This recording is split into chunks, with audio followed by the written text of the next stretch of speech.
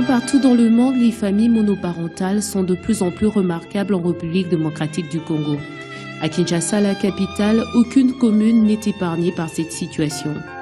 Peu importe les causes, il existe un bon nombre de familles dirigées par un seul parent, c'est-à-dire le papa ou la maman. Ces familles monoparentales ne sont pas dispensées des difficultés auxquelles font face la population quinoise. Dirigées pour la plupart par les femmes, ces familles monoparentales connaissent un taux de souffrance plus élevé. Elles sont généralement victimes de l'insécurité sociale, le chômage et bien d'autres problèmes.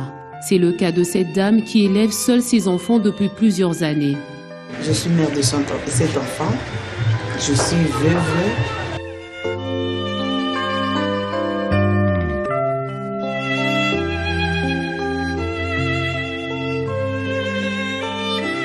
À partir de la mort de mon mari, je suis devenue commerçante. C'est ça que je fais nourrir mes enfants jusqu'à présent. J'ai 6 filles et un garçon. Alors, vraiment, pour toutes les filles, les garçons, au moins ça va. Mais les filles, là, vraiment, il faut que je les conseille beaucoup.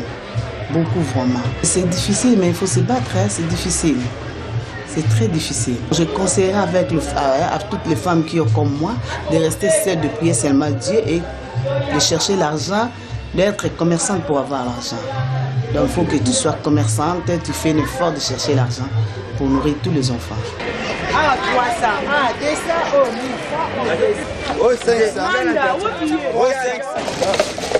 En tout cas, elles passent.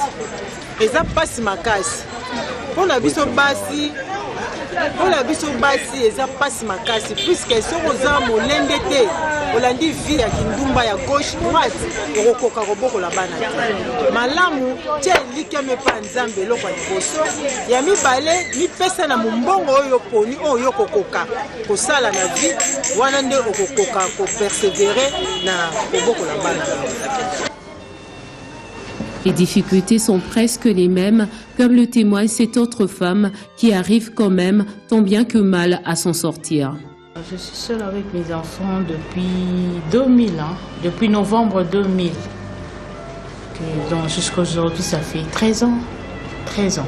Je travaille, je suis infirmière à Ngadima, déjà depuis bientôt 32 ou 33 ans. Mais au départ, c'était difficile et compliqué. Pourquoi? Parce que, au fait, je suis fonctionnaire de l'État et que les salaires ne me permettaient pas à nouer les 2 bouts de mois, ce qui était vraiment très difficile, ce qui a fait que pendant une année, les enfants ont chômé, ils sont restés à la maison, en tout cas en 2001 et 2002. Oui, c'est seulement après que j'avais décidé, au fait, parce qu'on louait une maison, et j'avais décidé de rentrer chez les parents. Et avec mon salaire du CMK que je parviens à payer les minervales, le repas. C'est bien que la maison, je ne loue pas parce que c'est chez ma mère. Et c'est comme ça que je vis avec les enfants. Mais il y a des fois, je fais 3 jours en dehors de la maison. Je fais 3 jours en dehors de la maison. Bon, c'est par téléphone que je demande des nouvelles des enfants.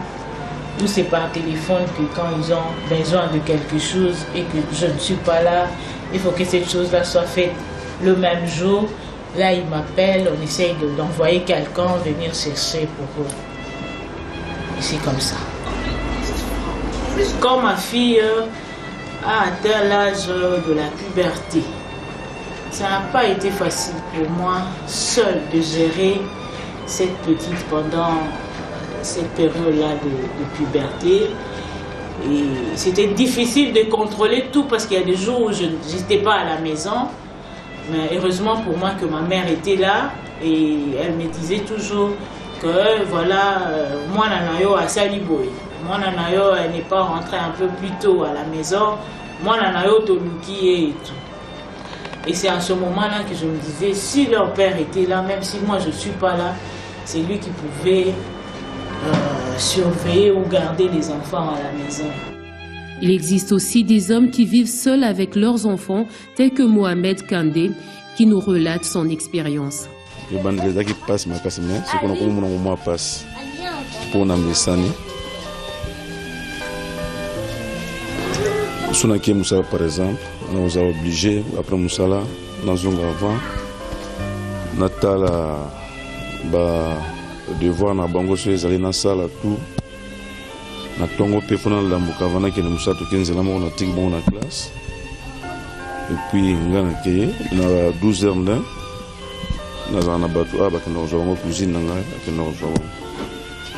Mais ça c'est vraiment difficile ma casse. On a comme mon abang na ba camarade nga. On a bakabana sona après musa sona ye na bengi bango. Ata subalia qui tous les ensemble, ba week-end pe to bimana bango. Chaque week-end na tika bango te. On sait pas l'éducation est bien, on contrôle bango très bien. Après classe ko bima bima libanda na ko sakana dans ngakuta ngote.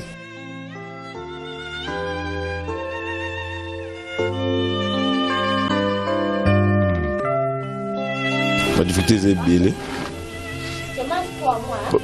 Par exemple, si on a un peu de sala après Moussala, moi qui nous sommes en Guadeloupe, il faut nous zonga, nous talabana, après classe là qui n'est tout. La difficulté c'est bien. De leur côté, les enfants qui vivent sous la direction d'un seul parent regrettent généralement cette situation. Comment la maman s'est colibé, qui n'a pas la peau n'a bisombongo ya classe, mbongo ya kolia, ya kofuta ndako, bon. Esalaka pasi. Esalaka mpenza pasi. Peut-être même soki papa azalaki, alingaki kose permettre te ya kobima, ya kolalaka kuna po atekaka po biso tolere mosu elingaki kozala te.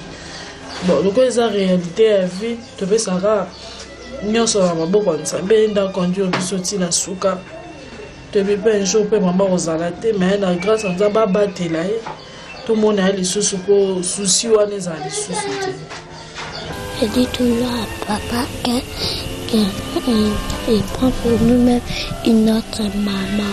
Je dois même qu'il doit prendre même une autre personne pour préparer pour nous. Toutefois, élever ses enfants sans l'autre conjoint n'est pas facile. Les familles monoparentales ont toujours besoin d'une assistance sociale ou spirituelle pour une bonne éducation des enfants. Ce sont des faits sociaux qui se déroulent dans notre société, on ne peut pas les nier. Maintenant, comme conseil, je demanderai à la femme ou au père qui élève seul ses enfants ou son enfant de chercher à se mettre de nouveau en couple, ou d'avoir quelqu'un conjoint. C'est important pour l'équilibre des enfants, parce qu'on ne peut pas les nier. Et sous d'autres cieux, on conseille à ces gens-là, par un psychologue qui les suit, pour essayer de voir si les enfants étudient bien, sur le plan moral, s'ils ont de l'affection, parce que c'est important pour les enfants. Vous savez, quand il y a cassure au sein d'une famille, les enfants n'ont plus de repères. Donc il est conseillé soit au père de se remarier ou à la maman de se remarier pour enfin qu'il y ait équilibre sur le plan psychologique et moral, sur le plan de l'intelligence aussi de l'enfant, qu'il y ait une stabilité. Seul, on peut. Si on veut, on peut.